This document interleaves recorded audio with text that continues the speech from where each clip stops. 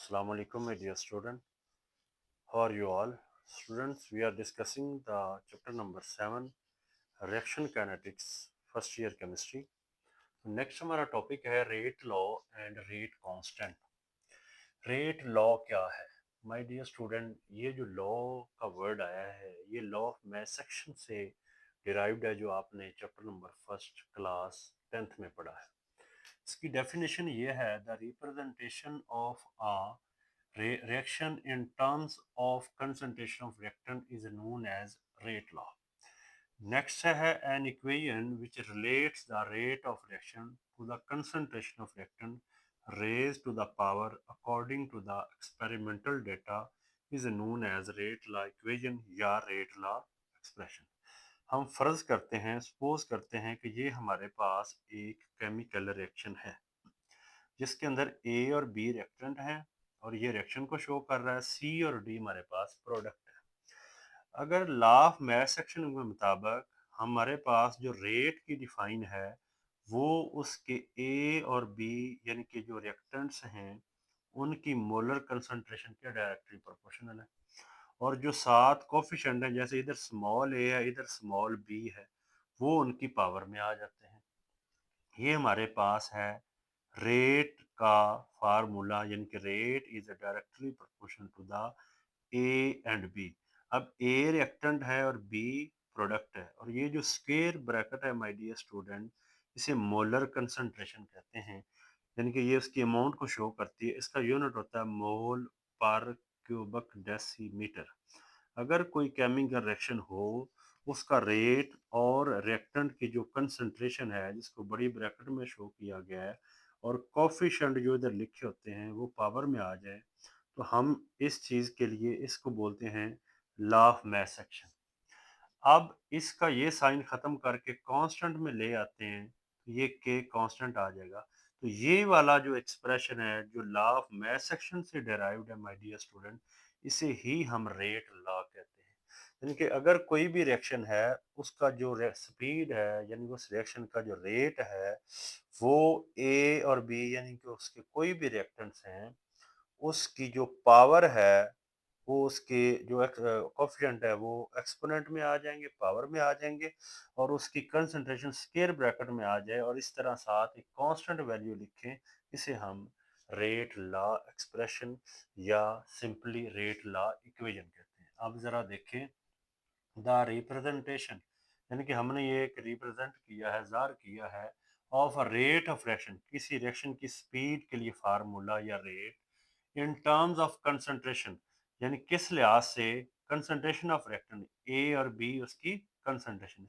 मतलब किसी रिएक्शन की कंसंट्रेशन को इस तरह शो करने को हम रेट लॉ कहते हैं या रेट लॉ इक्वेशन कहते हैं। दूसरी डेफिनेशन भी हम समझते हैं। ये जो माय डियर स्टूडेंट रेट है K is equal to A B, इधर पावर हमारे पास ए और बी है, यहाँ पे हमने कर दिया है एक्स और वाई। एक्स और वाई एक्चुअली है क्या? ये एक्सपेरिमेंटल वैल्यूज है। यहाँ पे जो ए बी है, यहाँ 2 3 4 कुछ भी हो सकता है, ये जस्ट कोफिशिएंट है जो कि हम बैलेंस करने के लिए यूज करते हैं। लेकिन इन रियलिटी उस रिएक्शन की जो स्पीड है वो सही मानों में जिन डिजिट्स पे ओबे करती है, जिनको फॉलो करती है या डिपेंड करती है, उसको असल में हम एक्स और वाई कहते हैं, जो कि कोफिशिएंट के बराबर हो भी सकते हैं, नहीं भी, मे इक्वल या may not equal to the A B. तो असल जो चीज़ है वो एक्स वाई है, जो इस रेट लॉ इक्वेशन के अंदर ए और बी या किसी रिएक्टेंट की असल में यहाँ पे पावर बनने वाली वो एक्स वाई है। यानी कि ये बजाय वो हो भी सकते हैं, मीन के बैलेंस करने वाले डिजिट्स भी हो सकते हैं, कोफिशिएंट भी, या आप वो नहीं भी हो सकते। दरअसल ये एक्सपेरिमेंटल वैल्यूज होती हैं, यानी कि किसी केमिकल रिएक्शन के अंदर जो रिएक्टेंट्स के नंबर ऑफ मोल यूज होते हैं वो हमने यहाँ पे लेने होते हैं, और यही कोफिशिएंट जो है इनके सम को ऑर्डर ऑफ रिएक्शन कहते हैं, जो हमने नेक्स्ट टॉपिक डिस्कस करना है। तो बहरहाल एक नई डेफिनेशन भी आ सकती है कि जो रेट है वो ए और बी की कंसंट्रेशन है, उनकी मोलर कंसंट्रेशन, और एक्सपेरिमेंटल वैल्यूज जो होती हैं वो पावर में आ जाती है। जरा देखें यानी कि ये एक हमारे पास एक इक्वेशन आ चुकी है। इस इक्वेशन की तरह डिफाइन देखिए, एन इक्वेशन यानी कि जिसमें ये इक्वल का साइन आ रहा है, ये इक्वेशन है विच रिलेट्स, जो अपने आप को रिलेट करती है रेट ऑफ रिएक्शन, यानी कि ये वाली चीज रेट ऑफ रिएक्शन को शो कर रहा है to the concentration of reactant.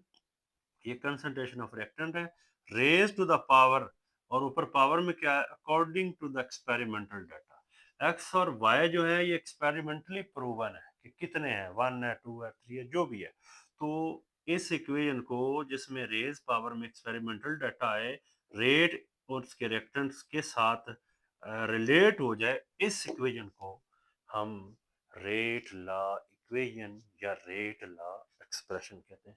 मुझे उम्मीद है माय डियर स्टूडेंट कि आपको रेट लॉ की समझ आई होगी कि कोई भी रिएक्शन है तो उसके जो रिएक्टेंट्स को इस तरह इक्वेशन की फॉर्म में लिख देना, बीच में के कांस्टेंट जिसे रेट कांस्टेंट वो लगा देना, और बड़ी ब्रैकेट का इस्तेमाल करके, और जो एक्सपेरिमेंटल डाटा है ए बी कह लें या एक्स वाई कह लें, उसको पावर में ले लेना, ये हमारे पास रेट लॉ एक्सप्रेशन कहलाता है। इसके अलावा इसके अंदर जो हम दूसरा पार्ट है that is the rate constant या स्पेसिफिक रेट कांस्टेंट, वो देखते हैं। स्पेसिफिक रेट कांस्टेंट या इसे वेलोसिटी कांस्टेंट भी कहते हैं। कहता है जी rate of reaction when the concentration of reactant are unity. ये हमारे पास जो रिएक्टेंट से, जैसे हमारे पास माय डियर स्टूडेंट ए है, ये कहता है अगर यूनिटी हो जाए यानी कि 1 मोल पर क्यूबिक डेसीमीटर, ये ए की अमाउंट ये हो जाए, और हमारे पास जो बी है वो भी कितना हो जाए जी, यूनिटी हो जाए, यानी कि 1 हो जाए मोल पर क्यूबिक डेसीमीटर। अब इन्हीं वैल्यूज को हम इस इक्वेशन के अंदर पुट करते हैं, जरा देखिएगा।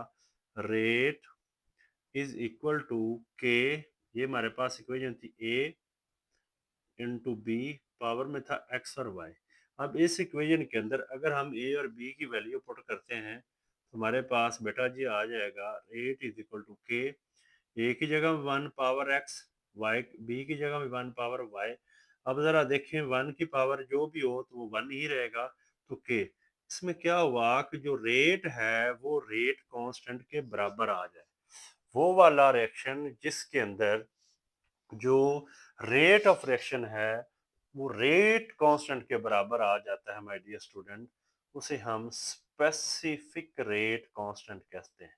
स्पेसिफिक रेट कांस्टेंट ये, और इसे वेलोसिटी कांस्टेंट भी कहते हैं। यानी कि जब कंसंट्रेशन रिएक्टेंट्स ए के बराबर हो जाए, यूनिटी ले लें, तब जो रेट कांस्टेंट है, जो किसी केमिकल रिएक्शन का एक कांस्टेंट वैल्यू आती है, वो उसके रेट के बराबर आ जाती है। इसे हम स्पेसिफिक रेट कांस्टेंट कहते हैं। और ये जो के है जिस रेट कांस्टेंट का नाम दिया हुआ है, ये हमारे पास यहाँ पे एक कांस्टेंट वैल्यू है जो कि टेम्परेचर के चेंज होने से माय डियर स्टूडेंट चेंज हो जाती है। तो ये एक शॉर्ट क्वेश्चन है, बहुत इंपॉर्टेंट। और जो क्विक चेक के अंदर क्वेश्चन दिया हुआ है वो भी यही पूछ रहा है कि रेट लॉ क्या है या रेट कांस्टेंट क्या है, उसमें भी आपने यही चीजें माय डियर स्टूडेंट मेंशन करनी है।